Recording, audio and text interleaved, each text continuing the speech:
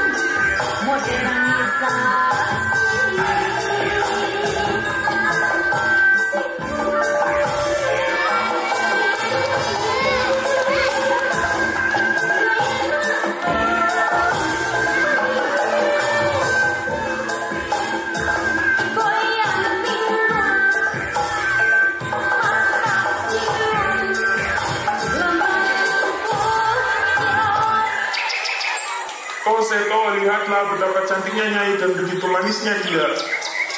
Ya, andai saja aku gagal dan berketurunan bangsawan, pasti akan menjadikan dia istriku. Mimpi kamu Seto, awas nanti jadi. Sebenarnya aku gagal, tapi kenapa ya Nyai tidak tertarik denganku? Pede sekali kamu.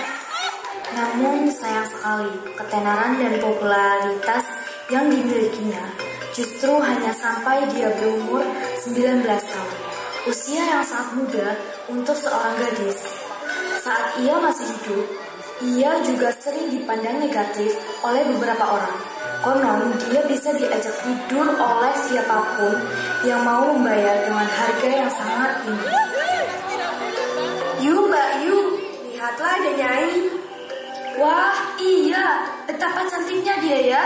Tapi kamu tahu tidak kalau ada berita negatif yang menceritakan Nyai? Yang benar saja kamu, Yu. Mana mungkin wanita secantik dia ada berita negatif tentang dirinya? Dasar kamu ya, tidak percaya. Nih ya, dikabarkan kalau dia mau diajak tidur dengan siapapun yang bisa membayar dengan harga tinggi.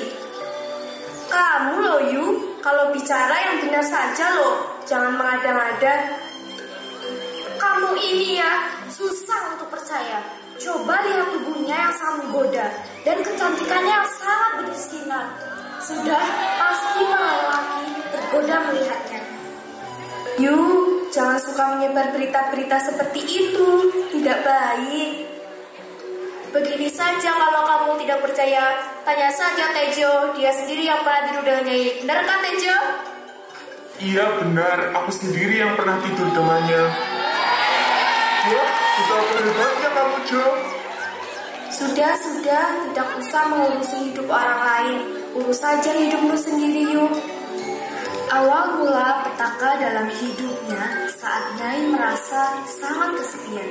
Akhirnya Nyai membuat sayembara.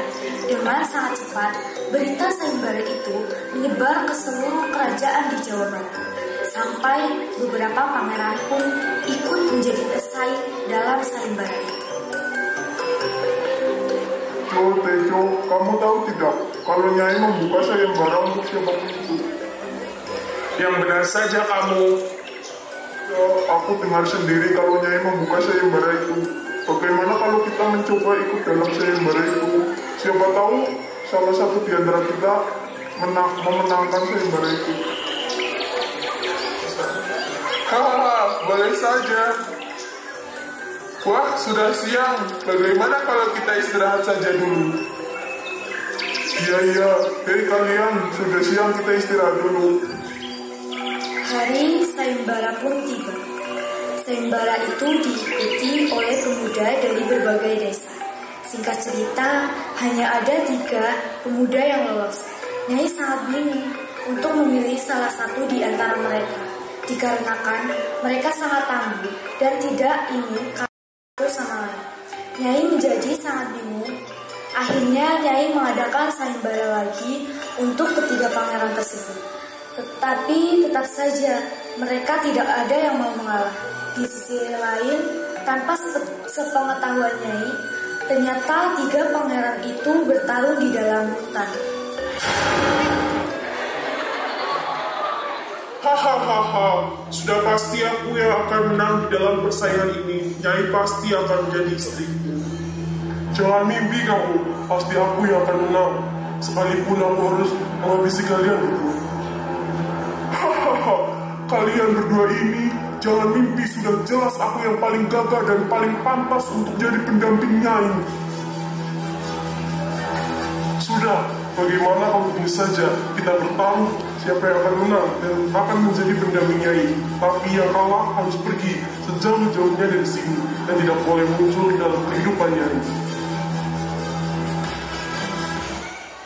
Tanpa aba-aba, salah satu di antara mereka langsung memulai pertengkaran itu.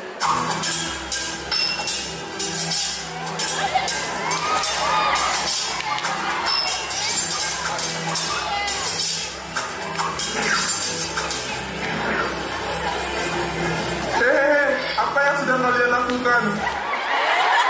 Di satu sisi, Nyai masih bingung siapa yang akan menjadi pendamping. Aku bingung siapa yang akan menjadi pendampingku. Mereka sangatlah tangguh. Apa yang Nyai bingungkan? Nyai tinggal pilih salah satu di antara mereka. Sudah jelas-jelas mereka sangat hebat. Setelah sekian lama berpikir, akhirnya Nyai memutuskan untuk mempertemukan mereka dan memilih salah satu di antara mereka. Hari pertemuan pun tiba. Saya akui, kalian sangatlah hebat. Tapi, jika terus-terusan begini,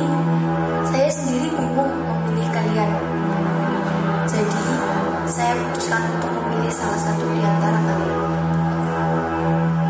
Apa-apaan, Nyai, saya tidak terima. Benar, Nyai, saya juga tidak terima. Tidak adil jika seperti itu. Hahaha, pasti kalian takut terkalahkan denganku. Sudah pasti Nyai memilih saya. Benar kan, Nyai? Sudah, diam. Saya tidak mau ada keributan di sini. Diam kalian. Sejak awal kenal Nyai, tidak tahu nama mereka, akhirnya Nyai tanya satu persatu nama-nama mereka. Siapa namamu? Suatu kehormatan bagi saya, Nyai. Perkenalkan, nama saya Dewandra dari Kerajaan Purwanda.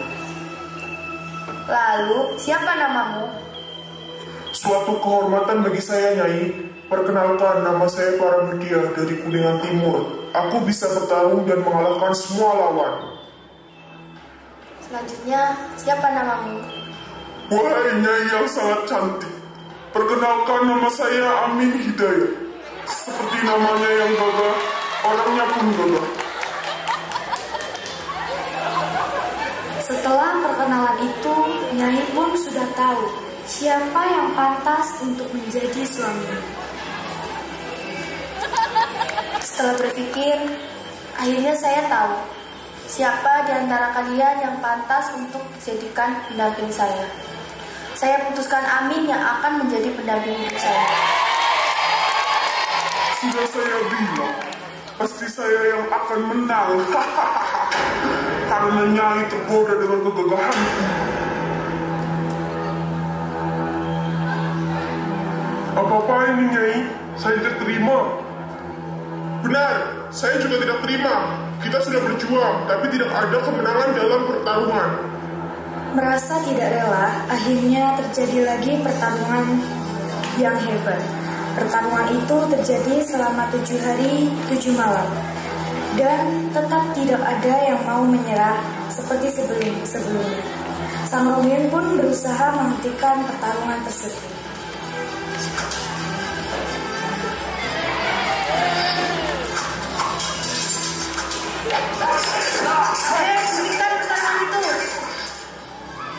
Tanpa sengaja, keris salah satu pemuda itu mengenainya. Sang Romain pun tewas karena keris itu ternyata telah diberi racun. Bagaimana ini? Nyai tidak sengaja terkena kerisku yang sudah aku beri racun. Seharusnya kamu hati-hati. Kenapa bisa sampai terkena Nyai? Jika sudah begini, bagaimana kalau kita memotong tubuh sang Nyai menjadi 3 bagian dan membawa pulang satu persatu bagian tubuhnya?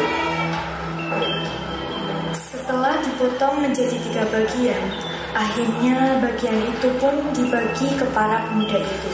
Bagian kepala diberikan kepada Amin dan dia menguburkannya di sebelah timur desa. Potongan kedua diberikan ke Dewandra, dia menguburkan di bagian tengah desa. Bagian tangan dan kaki dibawa oleh Paramudia, dia menguburkannya di sebelah barat desa.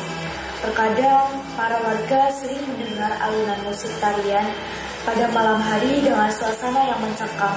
Beberapa warga lainnya mengaku pernah melihat seorang wanita misterius menari di kegelapan malam dengan iringan musik yang entah dari mana asalnya. Hingga saat ini makam tempat Nyai Ronggeng itu masih ada dan dianggap keramat oleh warga sekitar. Bahkan beberapa orang dari berbagai penjuru daya